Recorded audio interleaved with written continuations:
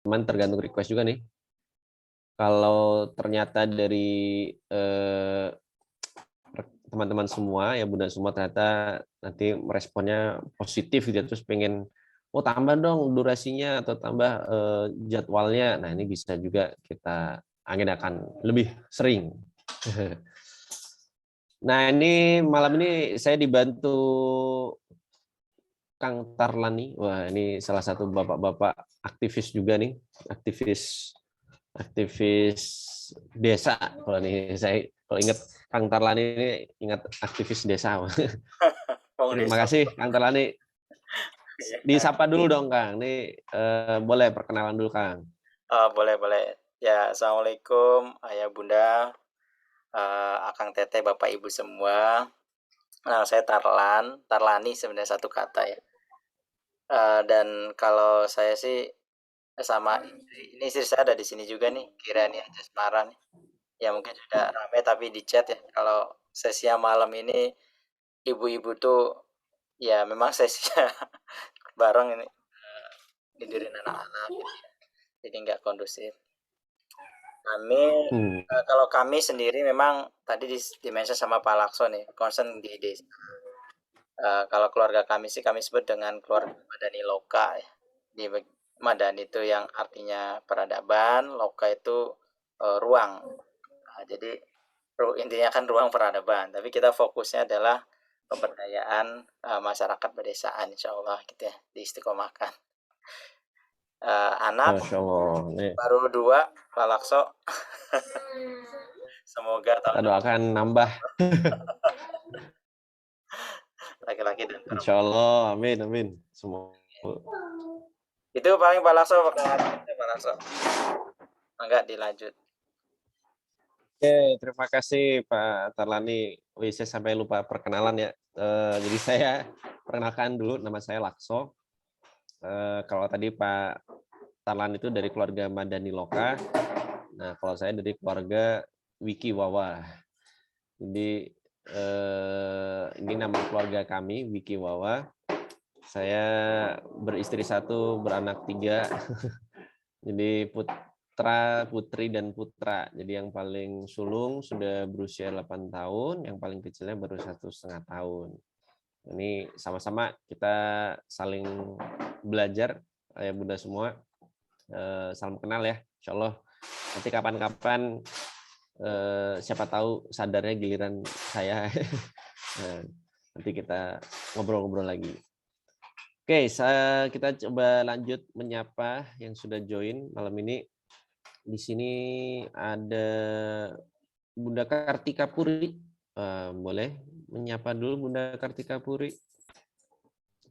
Oh ini kalau misalkan ada keluarga yang mau tampil ya, maksudnya mau memperkenalkan dirinya boleh loh ya sambil nunggu Ustadz Hasan.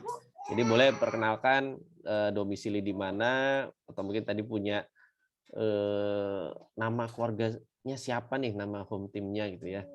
Atau mau bercerita juga kekhasan dari keluarganya boleh. Siapa tahu nanti kita bisa saling lanjut bersilaturahim seusai acara ini. Oke, kita Bunda Kartika Puri sudah join? Oke, silakan. Assalamualaikum. Nama saya Kartika Puri, sering dipanggil Puri. Punya 2 putri, yang sulung udah 18 tahun, yang kecil 10 tahun. Masya Allah. Oke, terima kasih Bunda Puri. Nah, ini alhamdulillah Sama-sama. narasumber kita malam ini yang akan kita tanya-tanya ya. Nah, ini sudah hadir lengkap bersama belahan jiwanya. Oke, Masya Allah. Terima kasih Pak Hasan. Alhamdulillah nih sudah ditunggu-tunggu sama semuanya. Boleh cek sound dulu Pak Hasan, barangkali di gimana suaranya? Jelas Pak, merdu sekali suaranya. Soalnya di sini lagi hujan. Assalamualaikum warahmatullahi wabarakatuh. Waalaikumsalam warahmatullahi wabarakatuh. Oke, teman-teman semua, sebelum Pak Hasan mulai kita tanya-tanya gitu ya, atau kita juga berbagi inspirasi dari keluarga Pak Hasan. Saya coba bacakan sekilas tentang CV dari Ustaz Hasan Faruqi. Jadi beliau ini domisilinya di Ciapus, Banjaran, Kabupaten Bandung. Nah, ini jadi kalau yang rumahnya dekat Banjaran bisa langsung silaturahmi langsung nih. Beristri 1, beranak 4. Nah, nanti silakan diceritakan lebih detail sama Pak Hasan. Nah, beliau ini termasuk aktivis multi talent ya. Aktivisnya banyak banget di berbagai komunitas, mulai dari komunitas Hebat Baraya, terus juga founder komunitas Insting, Inspirasi Parenting, Ketua Yakin Yayasan Kampung Iman Pangalengan, Kabupaten Bandung. Kemudian juga mendapat amanah Direktur Rumah Quran Ahsanu Amala Banjaran, Masya Allah. Pembina komunitas MIM Foundation Kota Bandung, dan juga salah satu santri talent mapping ya dari Abah Rama. Nah, itu sekilas saja. Kita akan coba langsung tanya jawab dengan beliau. Oke, Pak Hasan, kan boleh diperkenalkan ya versi Pak Hasan. Kalau tadi saya cuma ngebacain CV singkat nih, nah mungkin boleh diperkenalkan Pak Hasan sekeluarga ya. Mungkin tadi juga boleh diceritakan. Ya ibaratnya gini Pak, kalau misalkan nih ada keluarga lain, ya kan di sini insya Allah banyak yang sudah berkeluarga nih, ada keluarga-keluarga baru yang ingin berkenalan dengan Pak Hasan sekarang nih, kira-kira Pak Hasan mau memperkenalkan keluarganya seperti apa sih? Apa yang paling khas nih dari keluarga Pak Hasan? Silakan Pak Hasan. Yang paling khas apa ya, Mi?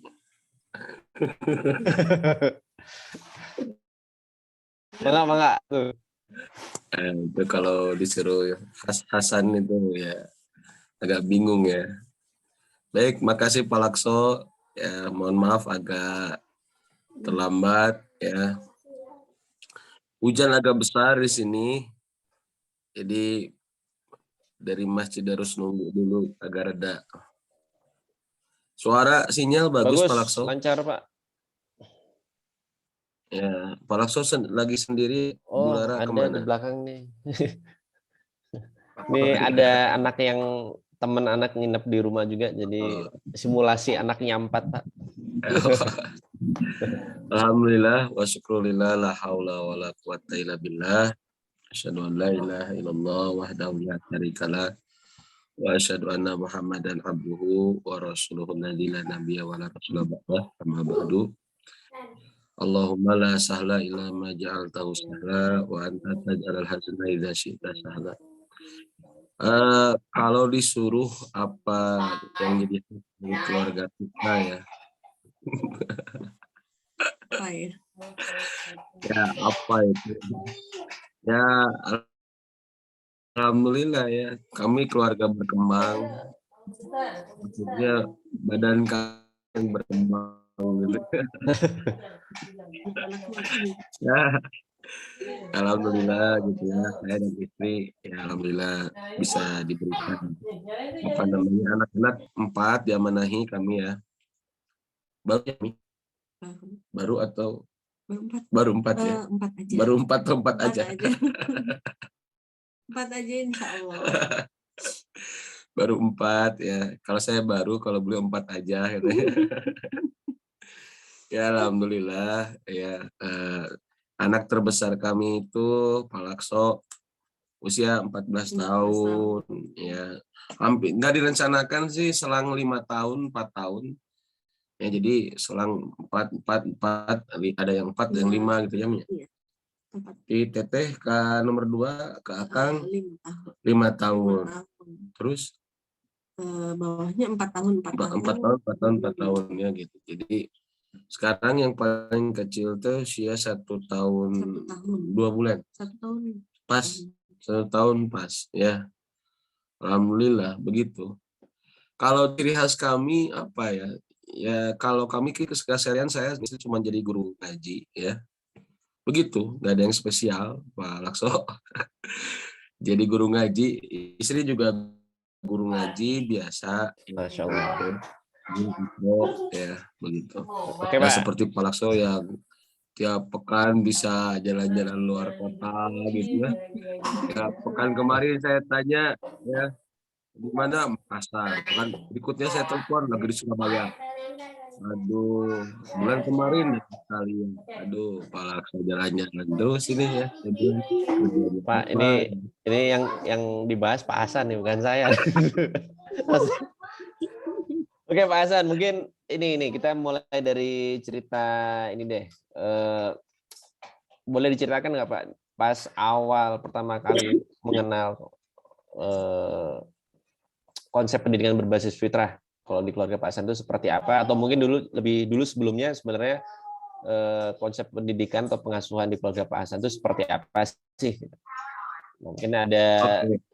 alurnya dari awal dulu belajar parenting tentang ilmu pengasuhan seperti apa sampai sekarang. Nah ini boleh berbagi Pak. Ya mungkin saya dulu ya. Nanti mungkin istri yang nerangin berupaya gimana menerapkan prinsip-prinsip pendidikan fitrah ya.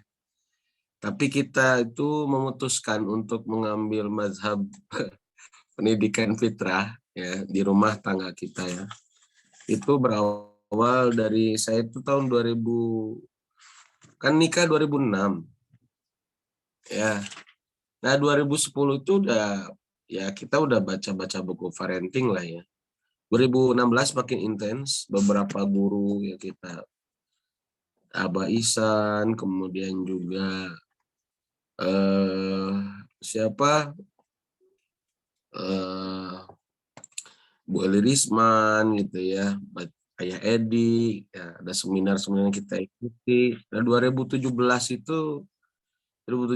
ya saya ketemu dengan saya mulai dari media sosial, dari Facebook waktu itu, karena lagi belajar terus parenting waktu itu, dulu belum begitu ramai sebetulnya ya, nggak seperti hari ini.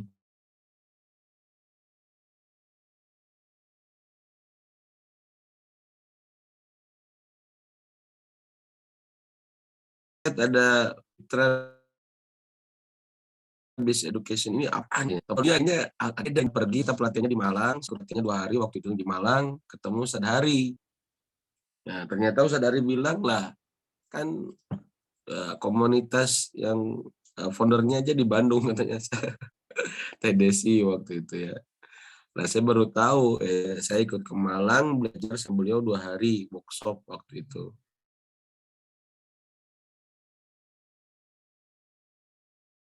Ini yang apa namanya yang menurut saya ya sependek yang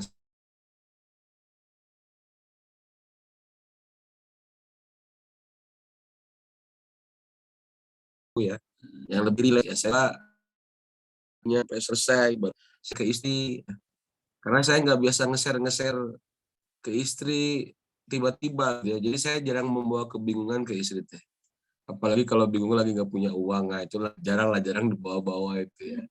Gitu ya, gitu ya, jarang nge-share gitu ya.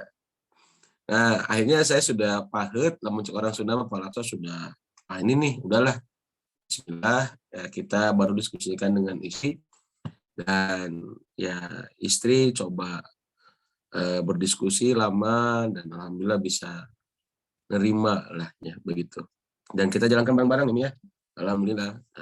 Musyawarah diskusi gitu ya, dan menurut saya ini yang pendidikan yang ya lebih enjoy, lebih rileks, lebih jelas, lebih membumi, landasan langitnya kuat gitu ya, ya begitu ya, alhamdulillah itu Pak Lakso sampai sekarang. Oke, Masya Allah. Ini biasanya Pak ya kalau di keluarga-keluarga lain tuh dari istri gitu yang suka nge-share ke suami gitu ya. Ya. Kalau ini Masya Allah nih dari suaminya duluan nih yang tahu tentang pendidikan berbasis fitrah terus nge-share ke istri. Nah kalau tadi kan dibilang setelah mengenal pendidikan berbasis fitrah itu jadi lebih rileks ya Pak ya. Memang kalau sebelum mengenal pendidikan berbasis fitrah berarti nggak rileks gitu Pak, ngasuh itu Pak? Iya, belum ya. Nggak rileksnya kayak gimana? Boleh cerita itu misalkan apa sampai punya ekspektasi berlebih ke anak atau seperti apa? Dari Umi. Ya mungkin Bismillahirrahmanirrahim. Mungkin sharing sedikit aja. Nggak apa disebut nggak rileks itu karena mungkin belum tahu ilmunya juga. Jadi banyak ngerasa kecewa gitu ketika apa anak itu tidak sesuai dengan harapan kita gitu, banyak Ekspektasi kita nggak sesuai kadang ya. terlalu tinggi mungkin. Jadi ketika kita berharap A, ternyata anak kita B hasilnya gitu, ya kecewa, marah gitu. Kadang-kala itu fitrahnya ya. Iya. Belum ilmu tentang konsep fitrah. Ya disangkanya itu tidak beradab Iya. gitu ya. Padahal oh itu ternyata fitrah anak gitu ya. Disangkanya ya ekspektasi kita nggak sesuai aja ya. Tapi kalau setelah mengenal fitrah, ya ekspektasinya yang kita turunkan gitu. Walaupun agak marah-marah dikit lah ya, maklum ya. Masih ada. Tapi lebih rileks ya, udahlah, udah memang fitrahnya gitu. Jadi kita yang banyak ngalah gitu ya. Ya udah fitrahnya gitu. Anak berantem fitrah ego gitu ya. Gitu. Apalagi 3 ini kan laki-laki saya Pak Lakso, 3 terlahir ini. Mungkin yang udah kelihatan 2 ya. Kalau 1 kan. Oh iya. Yang udah kelihatan ini 2 aja udah sering konflik nih. Yang kelas 1 kelas 3 SD sama PAUD ya, usia PAUD. Nomor 2 nomor 3 udah mulai fitrah egonya aduh ya. Tapi kadang berantemnya jadi bertiga. Sama siapa? Sama uminya. Berantemnya jadi bertiga sama uminya. Kayaknya saya harus turun Pak Lakso. Jadi berempat berantem ya. Oke Pak. Nah biasanya nih Pak ya, kalau ini termasukin refleksi ke saya, keluarga kami juga nih Pak. Dulu waktu pas kami mengenal pendidikan berbasis fitrah itu kan kita selalu dapat banyak inspirasi gitu ya. Wah ini nih kayaknya gitu kan. Lebih rileks segala macam. Nah cuman pas dalam tataran keseharian gitu ya, ketika kita menjalani itu kadang jadi bingung lagi. Wah ini kita harus mulainya dari mana dulu nih? Nah ini mungkin bisa dicerita nggak Pak? Kalau di keluarga Pak Hasan, dari sekian banyak konsep pendidikan berbasis fitrah, kalau diingat-ingat dulu hal pertama apa yang coba diimplementasikan? Kalau tadi kan selain tadi ya berusaha memahami bahwa anak itu ya udah dikaruniai fitrah, jadi memaklumi lah. Nah selain itu mungkin apa Pak yang praktek dari implementasi pendidikan berbasis fitrah yang sudah coba diterapkan di keluarga Pak Hasan? Ya kalau kita lihat konsep Ustadz Hari ya Allahu yarham, guru kita semua, itu fitrah itu udah 8 ya. Kita cuma ngambil 4 ya yang paling utama. Ya karena kalau 8-8-nya kita juga kebingungan juga kan, gitu kan. Ya kan bagaimana bisa sebelum menghebat itu dan merilekskan dulu gitu ya. Ya akhirnya kita coba ringkas dulu. Jadi karena saya senangnya yang ringkas-ringkas gitu ya. Yang simpel-simpel, yang slim-slim lah gitu. Saya senang gitu karena kalau yang slim. Ini yang badan gitu. Hati Pak, hati-hati Pak. Lo langsung sensitif. Oh ya, Fitrah Pak, fitrah Pak. Oh iya fitrah. Maksudnya ya akhirnya saya harus meringkas gitu ya. Kira-kira mana nih yang dipraktekkan gitu ya yang lebih memungkinkan. Nah itu enaknya konsep fitrah itu. Malah dari konsep fitrah itu karena di awal-awal itu kan kalau kita lihat buku FBE ya, Fitrah Based Education itu lebih banyak mengkritisi sekolah ya, konsep persekolahan gitu. Sehingga pada waktu itu ya kita ya lumayan tegang gitu. Tegang dalam pengertian gini gimana ya, konsep pendidikan kita itu kayaknya ada yang salah gitu ya. Itu berarti pas anak pertama usia berapa Pak? Waktu anak pertama itu usia kelas 2 ya. Kelas 2. Kelas 3. Iya, 2 atau kelas 3 SD waktu itu. Oh, oke. Akhirnya kita coba praktekkan cari sekolah yang lebih bisa dekat ke fitrah gitu maksudnya. Ya salah satunya cari sekolah SD yang kalau libur gak ditanyain sama gurunya. Ya gitu. Oh ya, kalau di kampung-kampung kan nggak terlalu gimana ya, Pak saya. Tuh, jadi ya saya bilang akhirnya saya sekolahkan anak di sekolah SD biasa, sekolah alam bahkan. Karena sekolah alam, kenapa sekolah alam? Sebab sekolah SD-nya dikelilingi sama kebun gitu ya. Jadi saya bilang sekolah alam. Nah akhirnya ya, alhamdulillah. Kalau di rumah lebih rileks sebetulnya ya. Jadi saya akhirnya ya kita menerapkan yang penting adalah bagaimana kita tetap bisa enjoy gitu sama anak gitu ya. Menerapkan kedisiplinan secara bertahap gitu. Apalagi kalau bab kedisiplinan kan nggak terlalu banyak dibahas ya di konsep FP itu ya. Apalagi tataran-tataran teknis itu nggak terlalu banyak dibahas juga gitu kan ya. Ya akhirnya alhamdulillah kita bumikan secara bertahap, terutama di sisi pendidikan iman, di fitrah iman gitu ya. Kalau fitrah bakat, ya kita banyakin eksplor aja sampai anak saya ketika kelas 4, kelas 5 ya. Contohnya homeschooling tuh.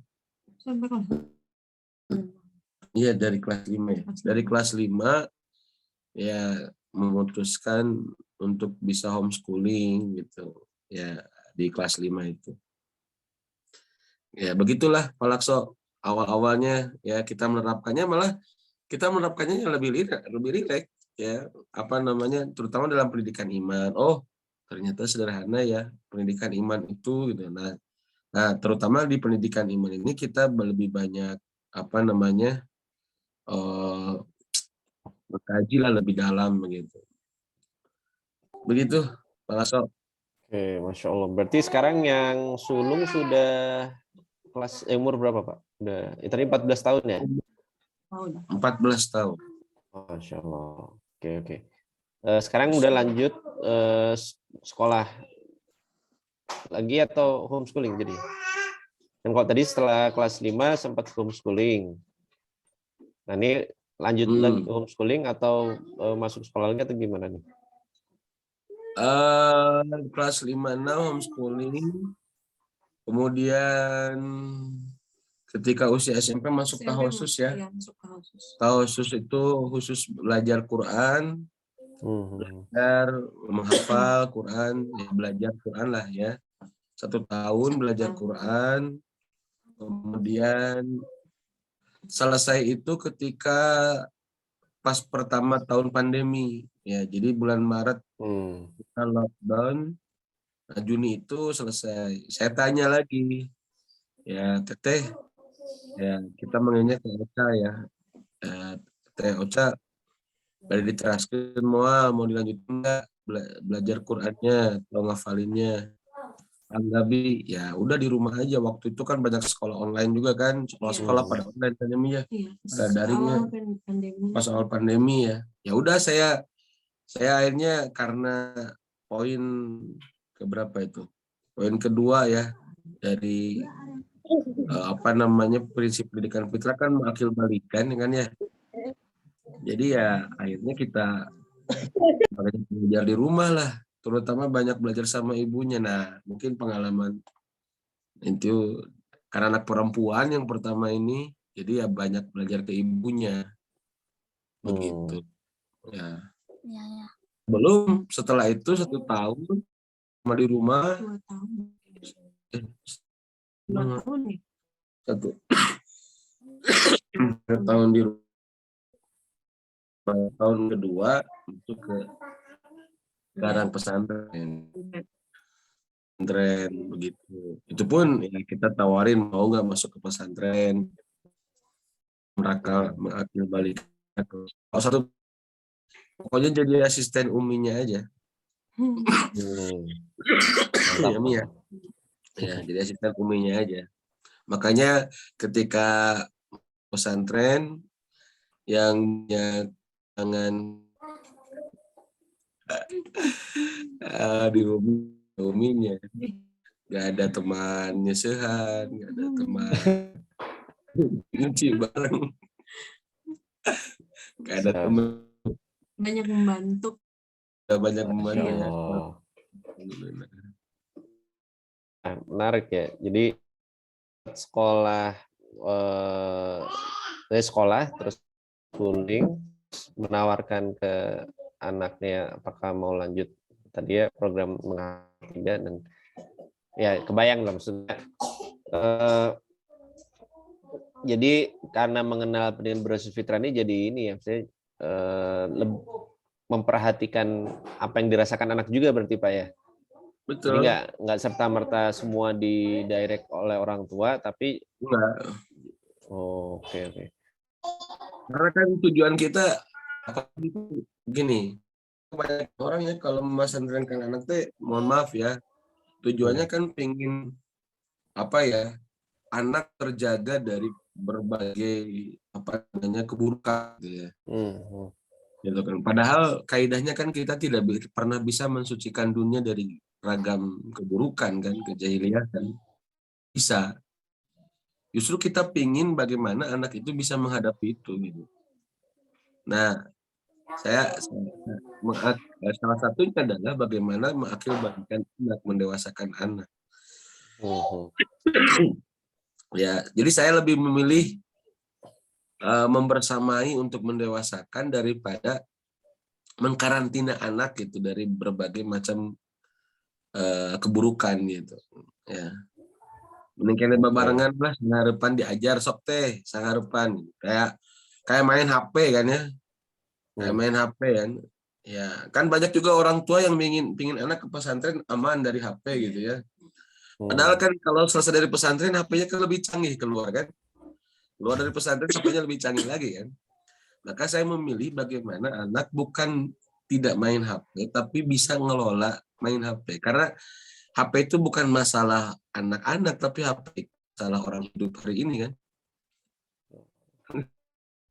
Oke. Nah, ini tadi yang saya tangkap nih Pak ya, memilih membersamai anak supaya mereka nanti menjadi akil balik.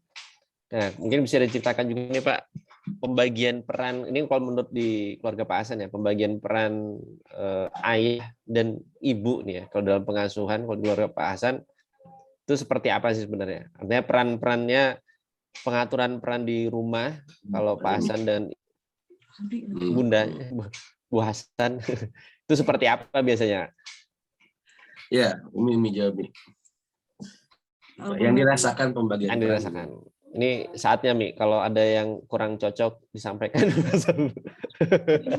Mau dipancing kayak begitu Pak Akso. Kayak mau tempurin kita aja nih. Boleh Mi.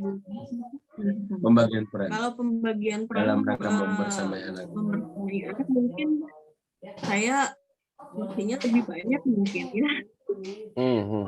Banyak, tapi ya tetap tidak lepas dari bimbingan suami juga ya, dari Abi juga ya. Karena mungkin karena ilmu saya nggak sebanyak suami juga, jadi dalam mendidik anak juga banyak konsultasi lagi ke suami gitu. Paling ya kalau untuk berbagi tugasnya ya yang biasa dirutinkan itu kalau malam menjelang tidur gitu aja. Bagian Umi. Iya.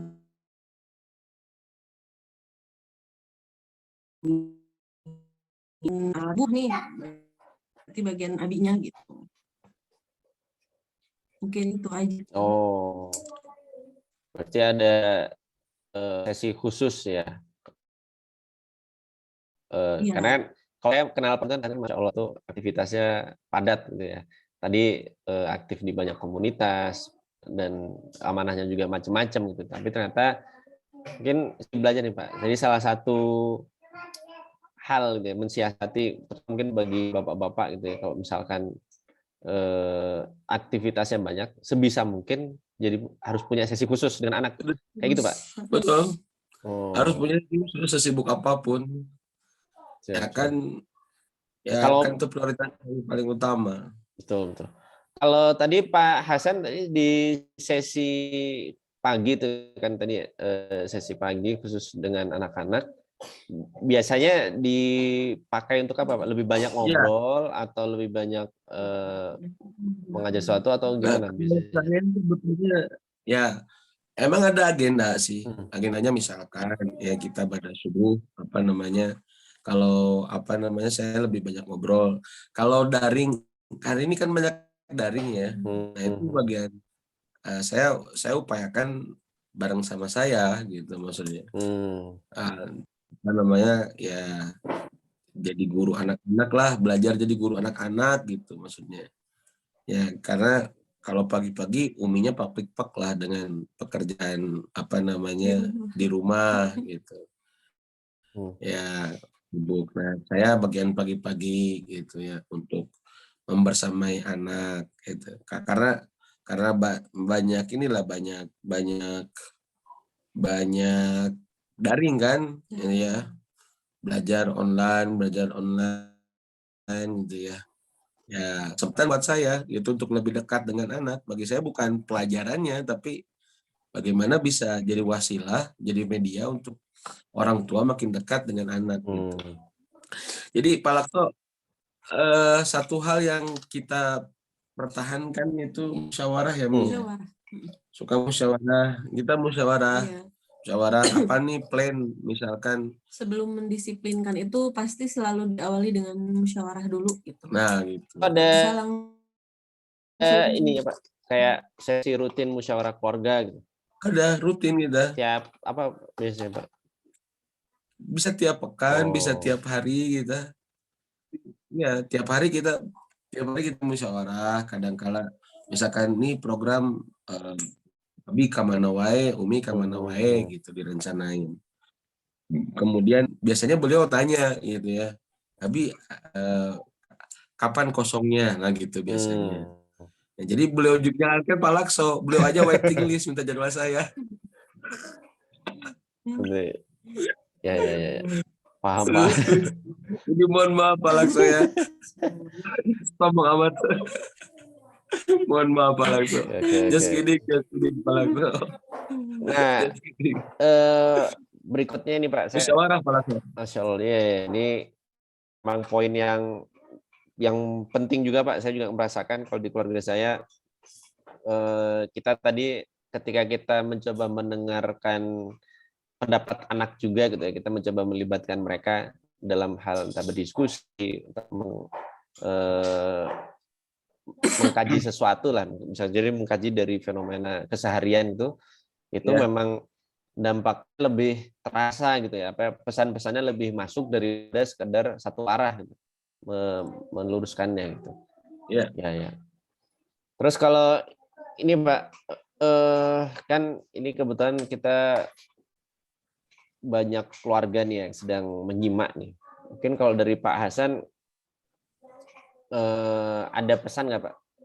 Terutama untuk keluarga-keluarga yang saat ini gitu ya baru dalam tahap awal belajar mengenal pendidikan berbasis fitrah, terus tadi ingin menerapkan di keluarganya, itu pesannya kira-kira harus mulai dari mana sih Pak? Ya, tentu ya, walau alam bisawab ini mungkin kita sharing aja ya. Karena kita pun kan pengalaman belum banyak. Cuman selama saya punya anak sangat terbantu sekali 14 tahun punya anak gitu ya. Sangat terbantu sekali dengan konsep fitrah ini untuk menunaikan amanah sebagai orang tua gitu ya.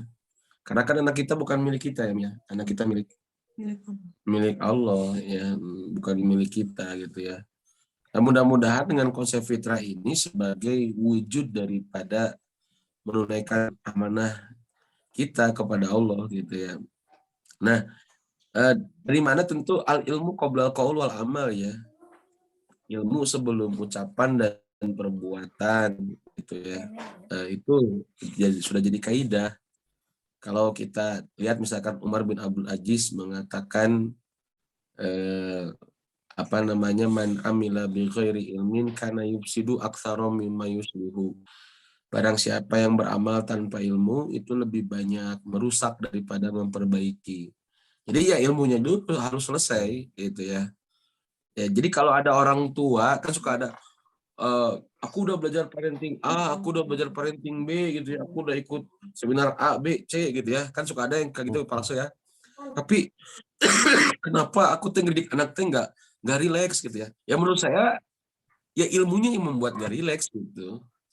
Ya ilmu parentingnya mungkin bisa jadi nggak selesai gitu ya, cuma sepotong-sepotong, atau ilmu parentingnya mengantarkan orang tua nggak rileks gitu. Karena ada ilmu-ilmu yang membuat kita nggak rileks gitu maksudnya. Gitu Pak Lakso. Ya jadi, nah alhamdulillah dengan konsep fitrah ini A sampai Z kita tahu mappingnya gitu. Kita tahu kalau bahasa Ustadz Hari mah frameworknya gitu ya. Oh fase perkembangan teh ada berapa? Ada empat ya, ada empat misalkan gitu ya. Nah, kita teh tahu gitu, oh nepi ka mana sih batas ngedidik anak teh gitu ya. Sampai apa targetan kita teh gitu ya. Walaupun ya kita juga belum dibilang sempurna gitu ya. Cuman maksudnya kita lebihnya walaupun 100% atau minimal 70-80 nama benang gitulah ya gitu. Gitu ya. Terutama mengakil balikan anak gitu maksudnya. Nah begitu. Jadi ya selesaikan dulu ilmunya, bereskan dulu ilmunya. Jadi makanya saya ya waktu itu setelah tahu gitu ya kan, saya kalau sudah penasaran teh palaksonya sok yang nepi ka beres gitu ya. Jadi kalau sudah penasaran gitu ya, semua segala perkara sih ya, termasuk memburu wanita yang satu ini juga kalau belum selesai gitu ya. Itu dulu itu mah ya gitu ya. Nah, termasuk kajian itu, kajian apa namanya parenting itu wah terus gitu ya. Sampai Ustadz Hari itu saya ulak-ulik gitu aja terus materi-materinya sampai nepi ka bener tuh gitu ya. Kumaha meraktekin nana gitu ya. Nah, kita belum berani sharing waktu itu ya. Ingin merasakan dulu ya. Alhamdulillah kita sangat terbantu. Makanya kepada para orang tua ya apa namanya ya kalau ditanya mau mulai dari mana, yuk ilmui dulu gitu ya. Ilmui dulu konsep pendidikan fitrah dari A sampai Z ya supaya kita tahu gitu ya. Dan ya mungkin setiap kita punya pilihan itu. Setiap kita punya pilihan, silakan memilih gitu ya. Tetapi maksudnya adalah bahwa apa namanya jangan sampai kita tidak mengilmui begitu. Begitu Pak Lakso. Dan pendidikan berbasis fitrah ini sangat membantu kita ya untuk bisa menunaikan ya amanah sebagai orang tua lah gitu. Masya Allah. Ya. Nah, tadi berarti yang saya tangkap nih pesannya adalah pilih ilmunya ya. Jadi pelajari dengan baik ilmunya karena kalau tadi merasa tidak rileks, jangan-jangan yang salah bukan ini, jangan yang salah ilmunya gitu, ilmunya nggak bikin rileks tuh. Nah, oke. Terus sama ini Pak Hasan, saya tuh kan kalau ngeliat dari cerita Pak Hasan tuh, kok kayaknya dari awal tuh ya sejak mengenal pendidikan berbasis fitrah atau bahkan sebelum itu, saya ngeliatin Pak Hasan sama istri udah kompak nih Pak. Artinya kayak kesadaran tentang pentingnya pengasuhan atau keterlibatan ayah dan bunda itu dalam pengasuhan tuh kayak udah terbangun nih. Nah, biasanya kan kita kalau di komunitas itu ya atau sering ketemu banyak keluarga itu kadang permasalahannya tuh justru yang di awal tuh ini suami dan istri belum kompak dulu nih. Nah, betul. Nah itu kira-kira ada masukan nggak Pak?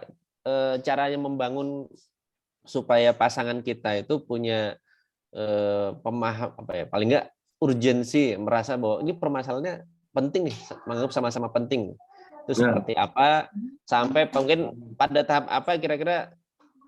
Mungkin kalau saya nggak tahu ya, mungkin Pak Hasan mungkin apakah dulu sempat ada nggak kompaknya dulu terkait memandang pengasuhan anak gitu dengan istri seperti apa? Nah, ini mungkin boleh berbagi tipsnya juga nih Pak. Oh iya betul ya, betul. Gimana Mi? Kenapa kita bisa? Apa nih yang bikin akhirnya satu suara? Oke, kita mengasuh bersama dan. Akhirnya kita mutusin bareng-bareng gitu. Awalnya mungkin diawali dengan rasa syukur dulu mungkin ya. Ada rasa syukur itu alhamdulillah sampai sekarang Allah masih kasih kesempatan untuk kita terus belajar, memperbaiki, karena dari awal kita belum tahu ilmu tentang pengasuhan itu gimana yang benar gitu. Meskipun ya sekarang juga belum masih jauh dari kesempurnaan gitu ya. Tapi ketika diawali dengan rasa syukur itu jadi motivasi lebih gitu buat kita tuh selalu memperbaharui memperbaiki kualitas kita gitu dalam mengasuh gitu. Karena kan kita kadang diuji dengan tidak sabar ya, terus sharing ke suami, curhat ke suami ini gimana, mungkin sering ini juga sih, curhat keluhan-keluhan kita ketika ngasuh itu gimana, diseringkan ke suami, nanti suami ngasih masukan lagi kepada kita gimana harusnya menghadapi anak gitu. Mungkin itu aja sih, kita jadi saling terbuka aja gitu. Oke, berarti pokoknya dimulai dari rasa syukur dan saling terbuka. Wah, ini kelihatan simpel tapi memang ya memang itu rahasianya ya. Iya. Tidak akan bisa kompak kalau belum terbuka satu sama lain gitu. Betul. Betul. Ya, dan keterbukaan itu kan nggak mudah, Pak. Kadang kan betul. Iya, nggak mudah. Kadang kan menyembunyikan rasa malas kan gitu kan. Iya, betul. Ya, itu kan kadang menyembunyikan rasa malas gitu. Akhirnya kita sering ngobrol sih, ya sering ngobrol bareng lah gitu maksudnya. Iya, Sehingga terbangunlah kesadaran. Dan yang paling penting kan ya mudah-mudahan Allah istiqomahkan. Yang paling penting kan timbul kesadaran itu karena kita merasa punya tanggung jawab gitu. Ya, punya rasa tanggung jawab itu lain makhluk orang gitu maksudnya, ini bukan lain budak orang gitu ya. Ya, gitu. Ini adalah hamba Allah yang dititipkan ke kita gitu maksudnya. Ya, sehingga ya harus dikelola dengan baik gitu ya. Harus dikelola. Saya suka ngingetin ke istri gitu ya. Dan ke diri saya sendiri. Kondisi anak kita itu adalah cerminan kualitas pola asuh kita gitu. Itu. Kalau ke anak sendiri ya, kalau ke anak orang lain nggak berani. Gitu ya. Tapi kalau ke anak sendiri gitu ya. Ya jadi contoh nih, asalnya anak kita rajin sholat, tiba-tiba udah 3 bulan, 4 bulan misalkan mulai lagi gitu ya. Nah, itu kan berarti kan alarm buat kita jadi orang tua.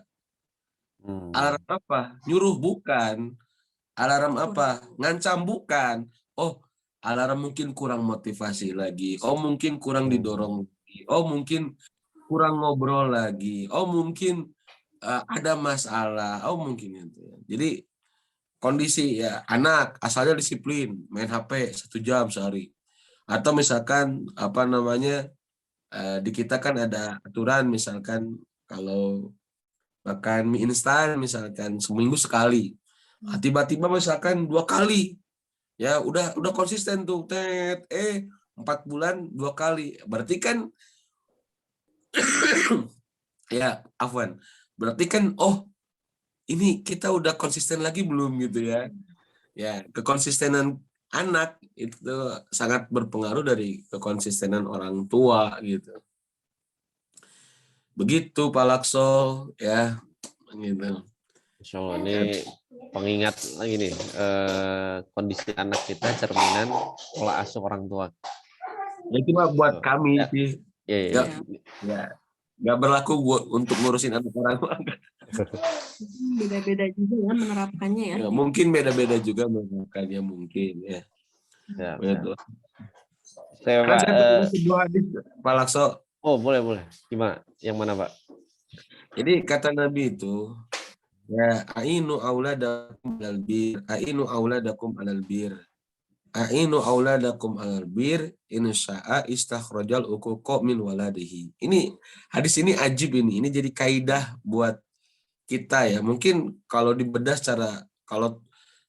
dari sisi psikologi ini luar biasa. Kata Nabi, bantulah anakmu untuk berbakti kepadamu. Bantulah anakmu untuk berbakti kepadamu. Bantulah anakmu untuk jika barang siapa yang menghendaki ya kedurhakannya itu dibuang gitu.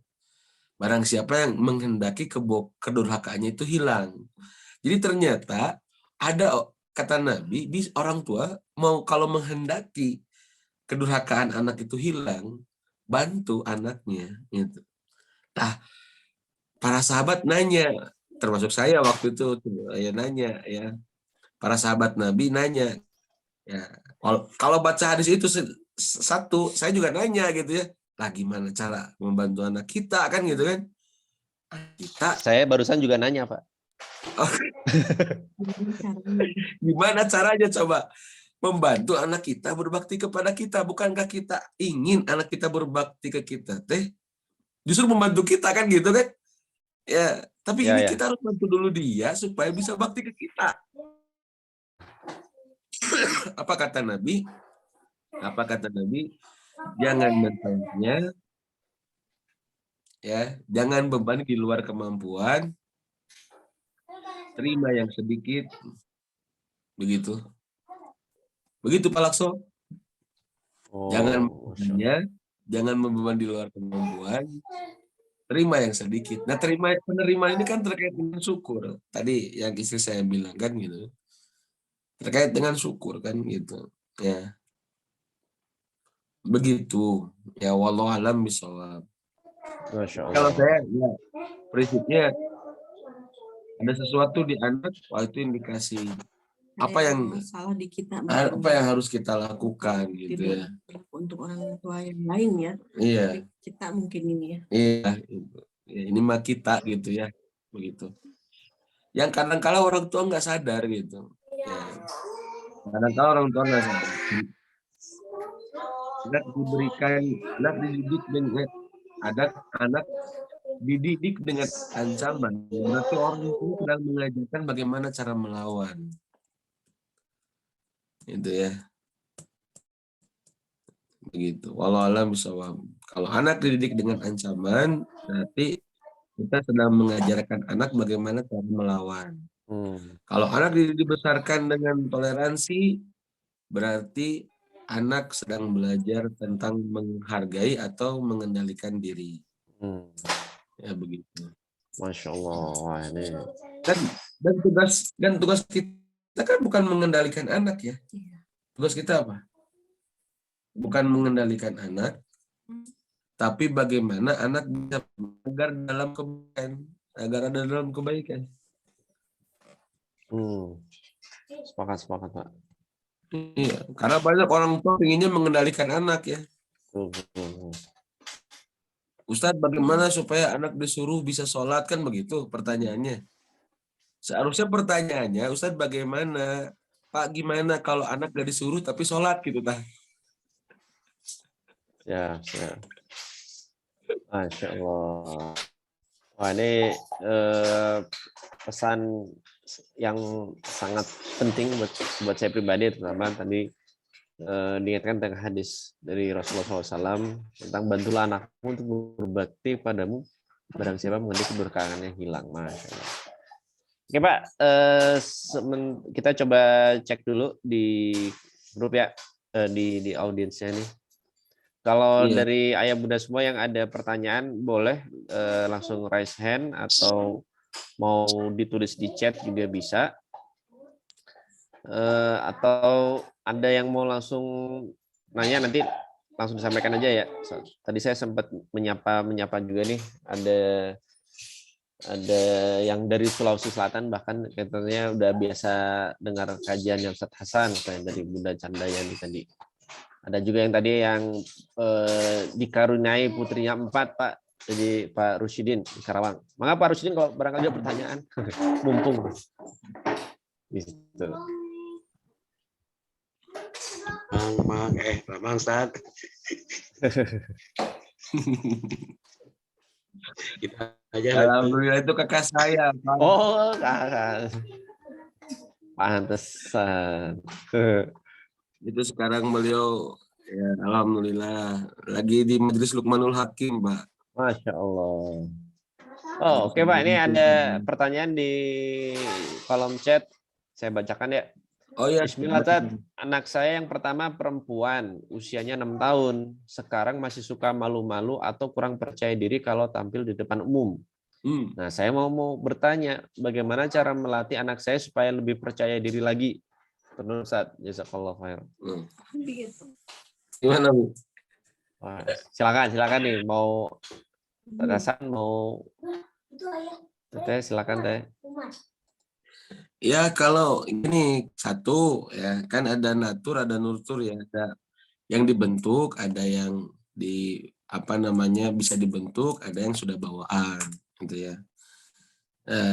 Apa namanya tidak nilai kepercayaan diri seseorang itu bawaannya udah beda-beda, jadi nggak semua sama begitu ya, nggak semua sama, tapi kita bisa kasih stimulus ya supaya apa namanya anak kita bisa percaya diri gitu ya, supaya anak kita bisa percaya diri. Oke, kita bisa kasih stimulus ya, diberikan apa namanya, apalagi usia 6 tahun ya, artinya belum banyak apa namanya aktivitas yang dilakukan oleh anak, sehingga betul-betul harus banyak distimulus. Jadi banyak distimulus aja, banyak dirangsang aja.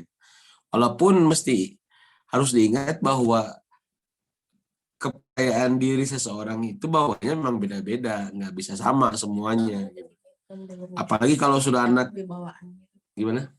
Atau dengan sifat kepribadiannya itu yang Introvert, extrovert. Iya, betul. Ya. Atau bisa jadi apa namanya anaknya introvert gitu. Kan nggak bisa dipaksain ya. Kalau anaknya apa nggak bisa dipaksain harus jadi kayak anak extrovert yang lebih pede ya. Ya, jadi bisa menstimulus. Anak saya Pastor yang nomor 2 ya itu kalah sama adiknya sama yang nomor 3 ya. Kalau kakaknya peminta izin. Iya, tipenya minta izin. Tipenya minta izin kakaknya. Kalau adiknya tipenya minta maaf.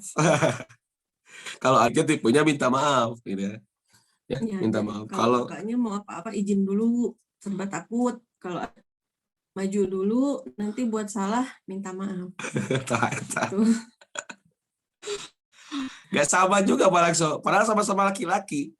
Padahal sama-sama kita motivasi, nggak sama. Nah ini enaknya pendidikan fitrah itu rileks. Coba kalau nggak paham pendidikan fitrah, wah itu harus dibanding-bandingin, disamaratakan ini. Kita tidak jadi orang tuanya manusia, jadi orang tua robot akhirnya kan gitu. Kalau robot kan bisa sama kan gitu. Kalau aku selalu minta maaf ya. Minta izin ya. Izin. Kalau Aju nomor 3 minta maaf. Karena kebun tetangga gitu ya. Atau yang siapa-siapa salah lah ya, kenges sudah salah yang apin Aju batu tah gitu ya. Gitu. Kalau yang malu ya uminya gitu ya. Uminya harus mapayan tetangga ya, minta maaf atas kelakuan anak nomor 3. Tapi kalau anak nomor 2, aduh minta izin dulu gitu ya. Boleh main, nggak boleh gitu. Begitulah ya Pak Lakso. Jadi saya kira stimulus saja yang menumbuhkan kepercayaan diri, berikan ruang kegagalannya lebih banyak, nggak apa-apa gitu ya. Apa namanya, jangan takut untuk mencoba, jangan terlalu banyak orang tuanya mengintervensi, banyak menilai gitu ya. Gitu ya. Atau boleh nggak sih masukan sedikit? Gimana tuh? Mungkin anak yang kurang pede itu kalau dikatakan bahasa kasihnya mungkin lebih dibutuhkan kata-kata kalimat-kalimat pendukung atau kata-kata pendukung, mungkin itu ya yang bisa membuat dia lebih percaya diri gitu. Biasanya gitu. Kalau anak yang kurang percaya diri itu mungkin ya itu butuh bahasa kasih yang lebih dominannya itu kata-kata yang bisa mendukung dia biar lebih percaya diri gitu. Ayo nak, kamu bisa, ibu tahu kok kamu pintar, kamu bisa gitu. Mungkin itu bisa. Gitu. Masya Allah. Wah ini penyat ya. Jadi kalau tadi saya tangkap, ini kalau tadi ceritanya anaknya sebenarnya baru usia 6 tahun. Tat. Jadi ya relax, sekali relaxnya anak masih usia 6 tahun, santai aja. Jadi kalau bahasa Tatasan tuh beri ruang kegagalan yang cukup, artinya tadi tidak mudah gimana, biarkan mereka mencoba, kasih kesempatan lah. Dan tadi tambah pesan dari ini untuk jangan lupa mengapresiasi ya. Kalau saya bahasa tadi bahasa kasih yang anak-anak butuhkan. Tat, nih lanjut. Kalau bateng dicarek, Pak Lakso. Apa? Lalu bateng dicarek, budak mas. Siap. Jangan terlalu banyak dilarang. Siap. Selama tidak membahayakan diri, membahayakan orang lain, kemudian melanggar syariat yang utama, halal. Itu ya. Kayak Bunda, rambu-rambu untuk tidak mudah marahin anak, asal tidak mengganggu, membahayakan diri, membahayakan orang lain, dan tidak melanggar syariat yang utama. Masya Allah. Oke, ini berikutnya ada pertanyaan. Assalamualaikum Ustadz, salam hormat. Seringkali kami terjebak dalam ketidakkonsistenan dalam menerapkan konsep FBA ini. Nah, bagaimana caranya bisa tergabung dalam komunitas hebat? Saya domisili di Cimaung, Kabupaten Bandung. Apakah kita bisa berbagi, termasuk mendapatkan banyak ilmu dan pengalaman dari para sesepuh praktisi FBA, seperti pertemuan rutin, offline, playdate, dan lain-lain. Hatur nuhun. Jadi bisa nggak, Pak? Itu Pak Laks jawab ya. Bisa, Insya ini ya jelas bisa. Ya sekarang kan kalau di Hebat Baraya sendiri, memang ya karena pas masa pandemi ini kita lebih banyak aktivitas online. Ya gabung dulu aja di grup WhatsApp-nya, nanti ketika ada info-info kegiatan baik itu online atau offline pasti akan kita infokan di sana. Oke, kita lanjut dulu. Berikutnya ada pertanyaan. Assalamualaikum. Ini pertanyaan terkait Ustaz Hasan nih. Assalamualaikum. Izin bertanya, bagaimana cara menumbuhkan fitrah iman kepada usia dini di bawah 7 tahun agar tidak kaku, dan cara menyampaikannya seperti apa, Ustaz? Ustaz, saya ulang lagi ya, Ustaz. Bagaimana cara menumbuhkan fitrah iman kepada anak usia dini di bawah 7 tahun agar tidak kaku, dan cara menyampaikannya seperti apa, Ustaz? Mangga. Fitrah iman, pendidikan iman. Program kita tiap malam apa? Yang tiap malam. Coba diulangi lagi. Pendidikan iman untuk anak usia. Bagaimana cara menumbuhkan fitrah iman kepada anak usia dini di bawah 7 tahun agar tidak kaku, dan cara menyampaikannya bagaimana?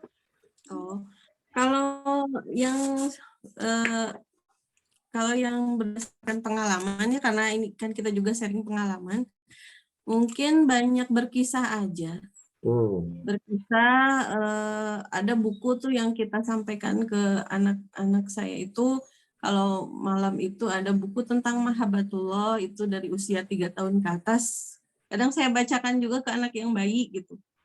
Mungkin itu akan lebih jauh lagi tentang Allah, kebaikan-kebaikan Allah, kemahabesaran Allah. Terus kita kadang nyanyi bareng Asmaul Husna gitu. Ya. Jadi ya saya tambahin ya, pendidikan iman itu sederhana sebetulnya, tentang Allah, Rasul gitu. Ya, kalau tambahannya ya Al-Quran gitu. Bahkan kan kalau kita berbicara tentang pendidikan pendidikan Al-Quran kan didahului dulu oleh pendidikan iman kan. Ya, sebagaimana sahabat Nabi kan mengatakan, kunna ghilmanan ma'a Rasulillah sallallahu alaihi wasallam, ta'allamna al-iman qabla Qur'an, thumma ta'allamna al-Qur'an fazdadna bihi imanan. Jadi ya dulu kita, kata Jundub bin Abdullah radhiyallahu an, ya belajar iman sebelum belajar Quran. Lalu kami belajar Quran, bertambahlah iman kami. Gitu. Jadi ya inilah pentingnya pendidikan iman sebelum Quran juga. Cuman maksudnya adalah kalau kita lihat misalkan bukunya Prophetic Parenting Nur Suwaid misalkan ya, Nur Hafidz Suwaid misalkan, itu kan nulis minimal ada 4 poin ya tentang pendidikan iman. Allah, Rasul, kemudian Quran. Nah, bisa disederhanakan metodenya gimana? Metodenya bisa dengan berkisah, ya kemudian bernyanyi gitu ya, membacakan buku gitu ya. Hal-hal sederhana sih. Dan itu nggak usah ditarget. Targetnya adalah proses, ya bukan hasil. Targetnya proses, bukan hasil. Bukan seberapa banyak buku yang sudah diselesaikan, tapi seberapa sering gitu kan kita menyampaikan. Relax aja, relax ya. Relax ya. Kalau nggak relax mah nanti nggak relate gitu kan ya. Nggak nyambung gitu. Ya, begitu. Wah, ini tadi saya coba resume. Jadi kalau dari keluarga Pak Hasan tadi, tips menanamkan fitrah iman pada anak usia dini, berapa tadi usia 27 tahun ya, pertanyaannya itu sederhana dan mudah sebenarnya. Jadi jangan dibikin ribet, jangan dibikin sulit, ayah bunda semua. Lewat berkisah, lewat menyanyi, membacakan buku bahkan, atau berdialog saja itu pun bisa. Lewat kesempatan apapun bisa. Betul. Fokusnya pada proses, bukan pada hasil. Nah, seberapa rutin, seberapa konsisten kita meluangkan waktu dengan anak untuk tadi ya, berdialog tadi. Masya Allah. Tapi kalau sekarang buku-buku Pak Lakso kan banyak ya. Tapi orang tuanya konsisten enggak gitu. Betul. Bukan konsisten beli ya, konsisten bacain. Oke. Nah, ini ada pertanyaan lagi, Ustaz. Assalamualaikum Ustadz Hasan dan Bu Dewi. Putri kami yang pertama, sejak umur 11 tahun mulai ada perubahan. Lebih mudah emosi, mood sering berubah. Mungkin ada tips Ustadz dan Bu Dewi saat menghadapi anak-anak pra-akil balik saat putri pertama, saat umur 11 dan 12, dan tips mendidik anak perempuan usia menjelang balik. Jadi intinya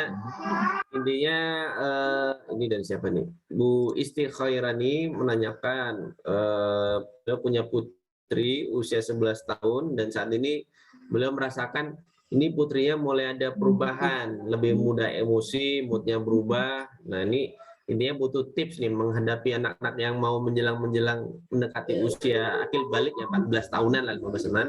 Itu ada tips khusus apa nih kan? Ustadz kan anak pertama putri nih, kebetulan. Silakan Ustaz. Ya, menurut saya kalau mau jadi mudah marah gitu ya,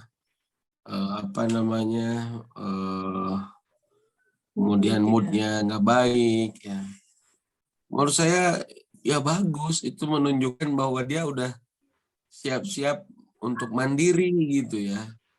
Makanya iya, itu teh indikasi. Ya tapi dua sisi ya, maksudnya dua sisi, nggak pure itu ya, cuma maksudnya kita lihat dulu sisi positifnya gitu ya. Sisi positifnya adalah berarti makanya kenapa makin nambah makin nambah usia anak, intervensi kita harus makin berkurang. Makin nambah usia anak, intervensi orang tua seharusnya makin berkurang. Ya, harus makin berkurang, nasihat harus makin berkurang. Bahkan kita mungkin yang bisa minta nasihat ke mereka. Ya. Tapi bukan berarti lepas juga, enggak juga gitu maksudnya. Tapi cara mengendalikannya itu beda gitu. Cara mengendalikannya itu beda gitu. Jadi ya gimana caranya? Biasanya lebih banyak didengar, lebih banyak diajak ngobrol, lebih banyak dimintai pendapat. Jadi siap-siaplah kita memperlakukan mereka sebagai orang yang akan dewasa gitu. Bukan hanya sebagai seorang anak gitu maksudnya. Karena 11 tahun itu kan udah masuk usia kelas Ya. 6 SD ya. 5-6. Iya, 5-6 SD kan. Ini udah masa-masanya mulai, mohon maaf ya, banyak membangkang gitu ya. Kita nyebutnya banyak membangkang, padahal anak sudah punya pandangan sendiri. Oh. Gitu Jadi ya. beda ini ya, beda mengartikan ya. Iya, saya sama. Awalnya kayak begitu sama istri. Kenapa ya gitu kan? Apalagi ini anak ustadz masa kayak begini. Masa ngelawan terus sih gitu ya. Tapi ternyata cara komunikasi saya yang salah. Itu ya. Udah nggak bisa disuruh lagi. Teteh mau kapan ya si Hanana? Diskusi ya. Harus banyak diskusi, harus diajak ngobrol.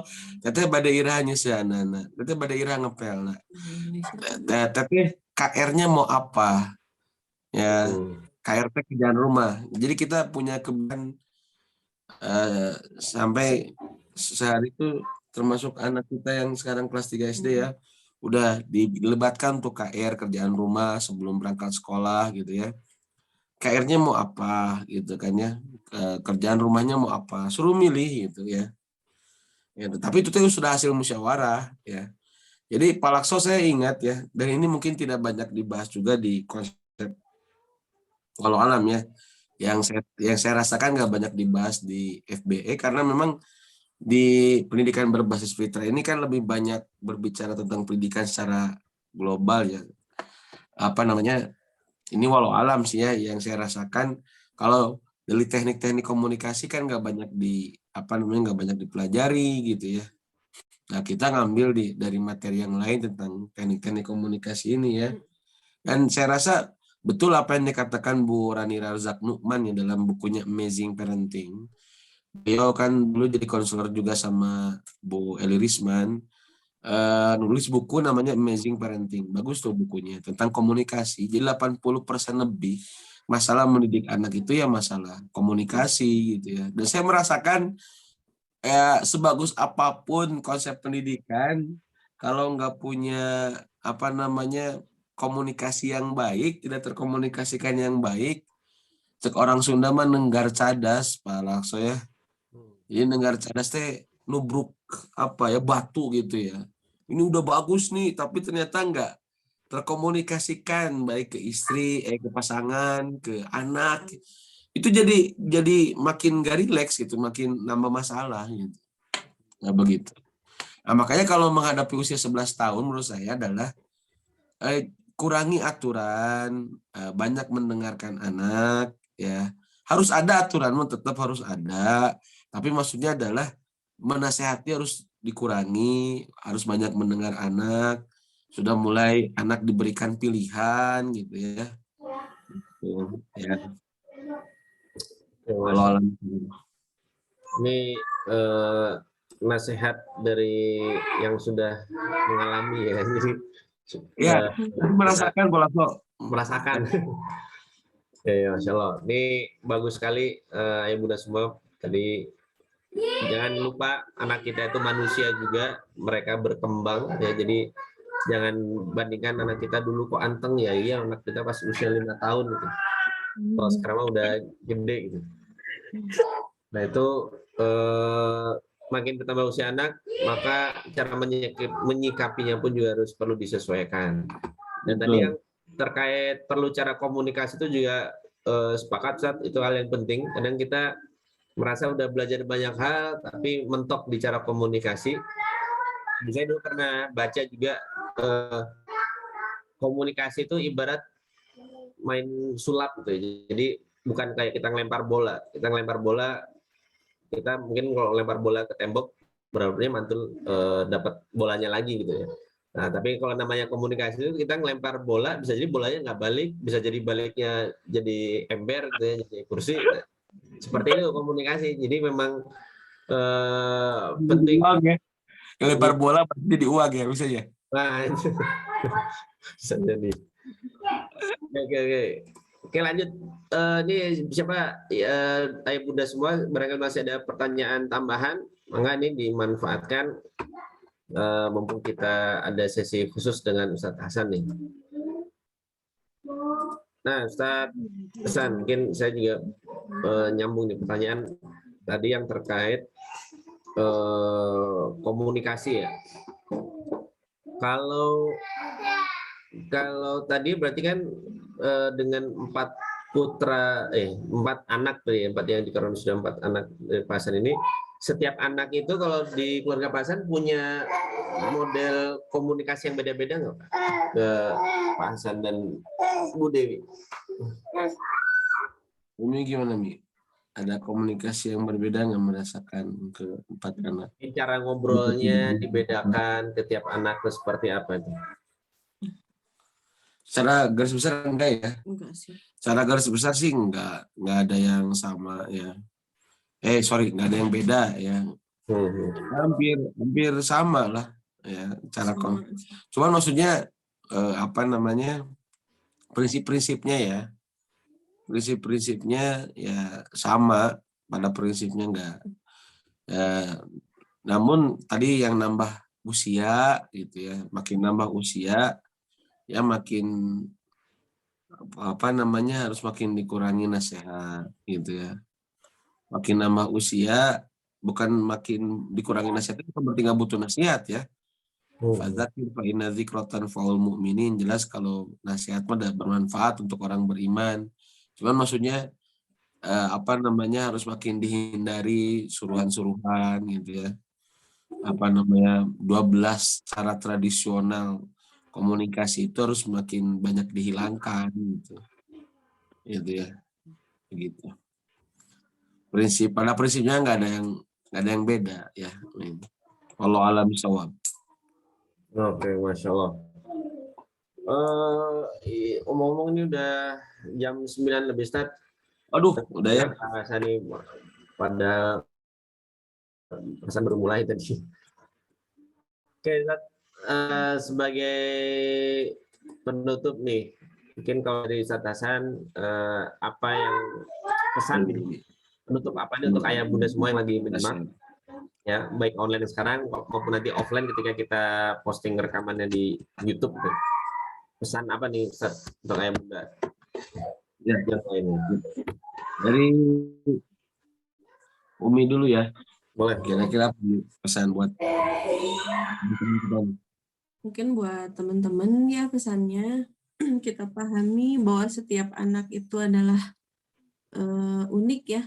Mereka punya keunikannya masing-masing sehingga lebih membuat kita lebih rileks lagi ya menghadapi masing-masing sifat mereka gitu. Itu aja mungkin, dan itu bisa lebih membuat kita lebih bersyukur ketika Allah itu masih menitipkan mereka kepada kita, Allah masih mempercayakan mereka kepada kita untuk membersamai mereka. Mungkin itu aja. Ya, kalau dari saya mah ya orang tua yang hebat mah, dan ini yang saya khawatirkan Pak Lakso ya, sampai yang kami khawatirkan ya. Jadi kami punya kekhawatiran karena kami punya prinsip bahwa orang tua hebat itu bukan yang memberikan segalanya, tapi bisa mengantarkan anak untuk bisa menjalankan misi hidupnya sebagai Abdullah dan Khalifatullah gitu ya. Itu saja sih ya. Nah, bagaimana kita jadi orang tua yang bisa mengantarkan anak untuk bisa menjalankan misi hidup itu gitu. Karena kalau mau menjalankan misi hidup itu ya, dan itu menjadi ajeg gitu ya. Bukan hanya tahu ya, kalau tahu mah gampang lah ya. Dikasih tahu gitu ya. Tapi bagaimana misi hidup itu menjadi sebuah ruh dalam setiap aktivitas anak kita. Gitu ya, sehingga pilihan sekolahnya, pilihan temannya, pilihan alat komunikasinya, pilihan tempat belajarnya, pilihan profesinya, pilihan perannya, itu ruhnya itu adalah dia ingin menunaikan misi hidup terbaik gitu ya. Itu bagi kami ya tanggung jawab yang paling berat itu adalah mengantarkan anak untuk bisa meyakini dan menjalankan misi hidupnya sebagai hamba dan sebagai pembela agama. Ya, walau alam bisa. Mungkin itu ya. Kalau urusan profesi mah kita jarang-jarang ngarahin ya. Enggak ya, sok lah. Yang penting mah hirup ke Allah jeung agamana beres gitu ya gitu. Langsung. Mungkin Ustaz, ya kita masih banyak kekurangan Pak Lakso. Ya ini juga ada PDW ku Pak Lakso ditunjuk harus jadi narasumber gitu ya. Nah, seharusnya Pak Lakso yang lebih berpengalaman. wah, Ya, baik. tapi, ya ini mah kami masih belajar ya sampai sekarang, doakan gitu ya. Mudah-mudahan bisa jadi orang tua Yang lebih baik, yang lebih baik lagi, orang tua yang lebih baik lagi. Terima yang kasih. lebih bersabar lagi. Yang lebih bersabar lagi. Saling mendoakan Ustaz, Pak Hasan, Bu Dewi, ya ini saling mendoakan lah pada ya Bunda semua. Nah ini sebagai penutup sebelum kita akhiri, boleh nih ayah Bunda semua coba di open kameranya dulu, kita foto dulu yuk. Ayo. Dan silakan mengisi daftar hadirnya ya Bunda. Jadi supaya kalau misalkan ada info-info terbaru dari Kementerian Hebat Baraya nggak ketinggalan. Boleh di open dulu. Oke. Sebentar. Itu Wak Udin, boy, Wak Udin.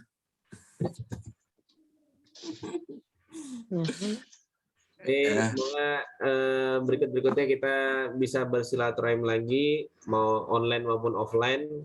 Dan ingat ayah Bunda, kita dikaruniai anak-anak itu bukan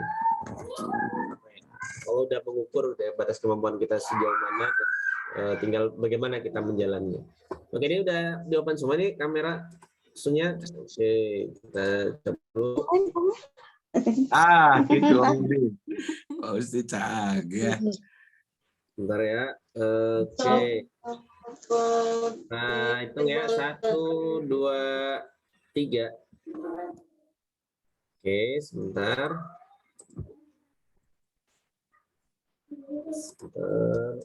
Oke. Langsung udah dihitung tuh. Berikutnya sekali lagi, Ustaz. Ini soalnya ada banyak, kan? Ada 250 sekian. Apa aja kapasitasnya? Oke, kita ulang lagi ya. 1, 2, 3. Masya Allah. Oke. Sudah. Sekali lagi terima kasih pada ayah bunda semua yang sudah bergabung malam ini. Mohon maaf atas segala kekurangan. Ini semoga sekali lagi acara Sapa Fasdar ini insya Allah rencananya akan kita laksanakan rutin bulanan. Kita juga menerima masukan dari ayah bunda semua. Silakan disampaikan juga di grup WhatsApp Hebat Baraya ataupun di form yang tadi ya, boleh. Dan kita tutup dengan doa kafaratul majelis. Subhanakallahumma wa bihamdika asyhadu an la ilaha anta astaghfiruka wa atubu ilaik. Sekali lagi terima kasih Ustaz Hasan, Bu Dewi, ayah bunda semuanya. Salam sehat semua. Semoga tetap istiqomah dalam menjalankan pengasuhan ya. Assalamualaikum warahmatullahi wabarakatuh.